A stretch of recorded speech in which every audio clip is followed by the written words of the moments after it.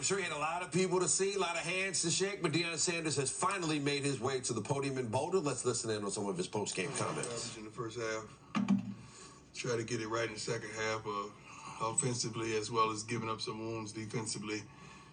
Didn't go well. We mixed one field goal as well. Time of possession in the first half was unbelievably one-sided. We barely touched the ball. I think it was only 9 minutes in the first half. Second half, we did some things. We showed that we were resilient. We showed that we would fight. We showed that we had no surrender or give up in us. And that's a lot for a team that's fairly new. As you say, we just got together. So I'm truly proud of our men as well as our coaches and staff, sports staff, and so forth. Not happy with the way we played, but I'm happy with the win. You got to be happy with a W no matter how it comes. Truthfully, it's one point in the game I said, we can't let this dude win. Ain't no way we let this dude win. You know, his press conference is going to be unbearable if we let this dude win. And but I knew even when we got the ball on the 2 or 3, 4 yard line, I said, as long as the ball in Shedor's hands, we're going to get down this field. I knew that without a shadow of a doubt.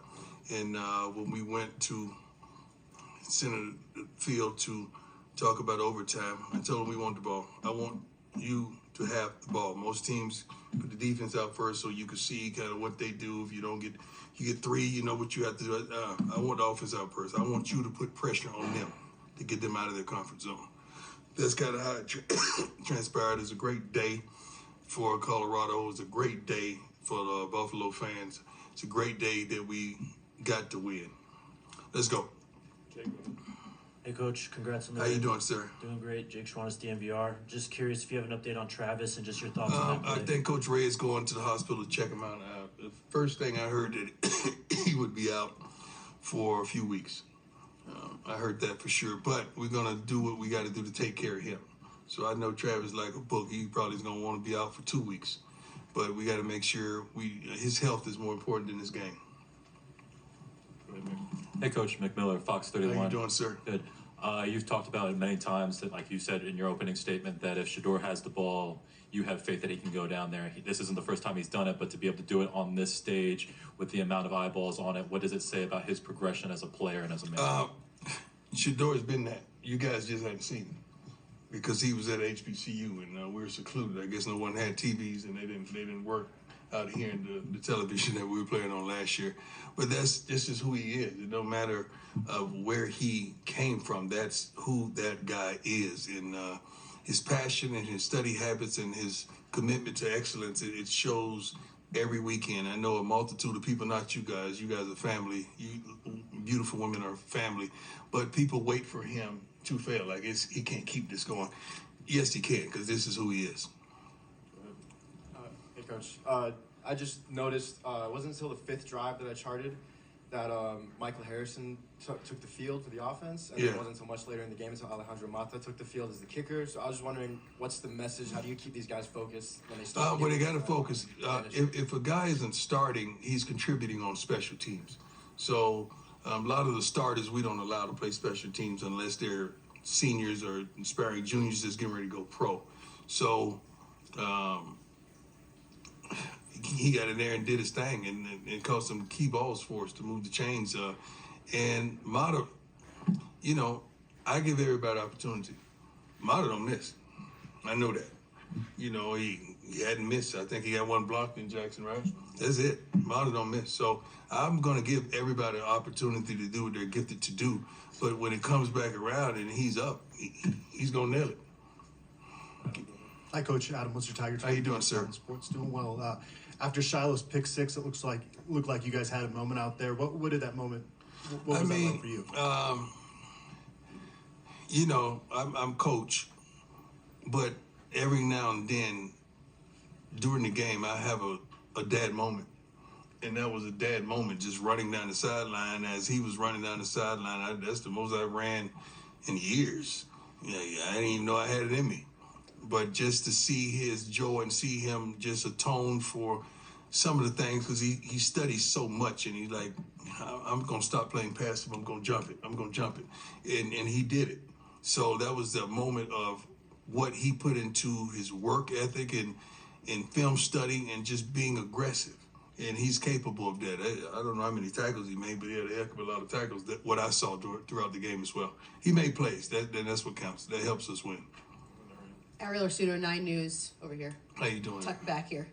I know you said you wanted to dominate this game. Yeah. Clearly, it didn't go that fashion. That's right. Is there a different kind of satisfaction that comes with this type of win? Resilience. I mean, the guys, they had every opportunity in the world to give up.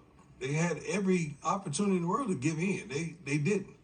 And they never doubted themselves on the sideline. I mean, we were upset with some of the things not being executed that were called, but these young men never give up. And I went and I told the line, I said, guys, we just need 6 plays. Just give us 6 plays. 6 plays, we're going to score, we'll get the extra point. 6 plays, just give us 6 hard plays. And that's what they did. Coach Richie Carney, Denver Sports. You told the world on game day to keep the cameras rolling when Right. you and Jay would meet post-game. Right. When Jay was asked about it earlier, he said about what maybe went on or what was said. He said you can ask Prime about that. So Yeah, was there anything meaningful in the No, post-game? I know Shador kind of got in between it. But no, I don't hold, I could be petty if they petty, but I ain't got time for that, man. I'm on to bigger things.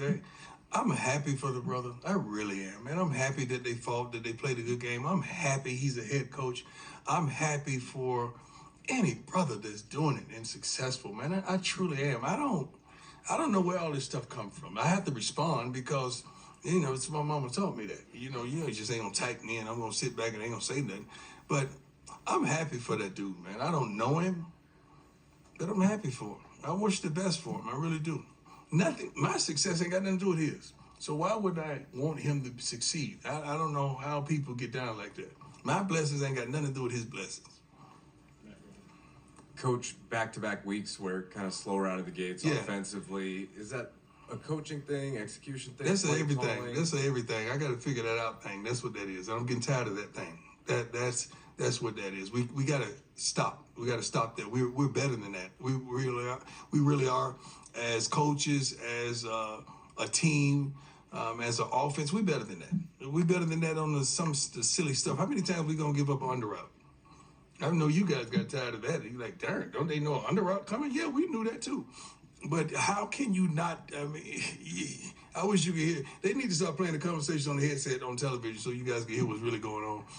So is that an adjustment thing, like schematically? Or No, that's a thing that people need to do their job thing. That's what that is. Just do your job, and we straight. Peter Broad, The Athletic. I'm curious, what led to your decision to go for 2 in the second overtime rather than just Points. one field goal? The way the numbers come out, the points. I mean, it's a chart, but we got so many smart guys around that they just tell you, Coach, you got to go for 2. Cool, let's do it. And I understand why. That's what it was. Only thing I kind of second guessed at the end when we were at the 2 or the 3 yard line. I wanted to go ahead and get points instead of because it's a tremendous letdown if you don't score right there and you turn over the ball. But then you got to think they'll still be on the 2 yard line and they got to drive 98. You're thinking all these thoughts, but you never go wrong with getting points. And we got a field goal out of it. Coach Carlos Bryant, DSM. Can you talk about Hank Zelinkas? He was the true freshman that got the start today at center. Hank Zelinkas. Oh, I'm sorry. I'm thinking Hank. Yeah, he got the start as a true freshman today at several center. different Can you Hanks. talk about him? It's hard. I was watching how everything flowed. I haven't watched film to see how he really performed, but he stepped up, and that's what this business is a next man up type of business. So I'm proud that he stepped up. I haven't watched the game film to really give you a true evaluation on how he did. Hey, Coach, Brian Howell with the Yes, sir. camera. Shador struggled throughout the offense struggled throughout the entire. Yeah, I'm glad you corrected that. Because everybody's looking at you like, Right. oh, excuse me. So, but he talked about this. That drive at the end of regulation. That quarterbacks kind of make those moments make quarterbacks. He talked about that being maybe a Brady. I don't think that moment makes him because he's had a lot of those moments. You just hadn't seen those moments. So you're just getting an opportunity to see those moments. That's who he is. I never doubted the fact that if the ball's in his hands, what he's going to do. No one on the offense, no one in the darn stadium doubted the fact that we don't doubt him. That's who he is. So we just got to make sure the ball is in his hands. And key thing, fourth down plays, third and short plays, we love the ball to stay in his hands and allow him to make the decision. Now, if we don't succeed and he made the decision, I can live with that. But it's hard to live with something when the ball is not in his hands. Well, I want to ask also, because he did the same thing in the celebration. So the prime effect still in effect in Boulder as the Buffs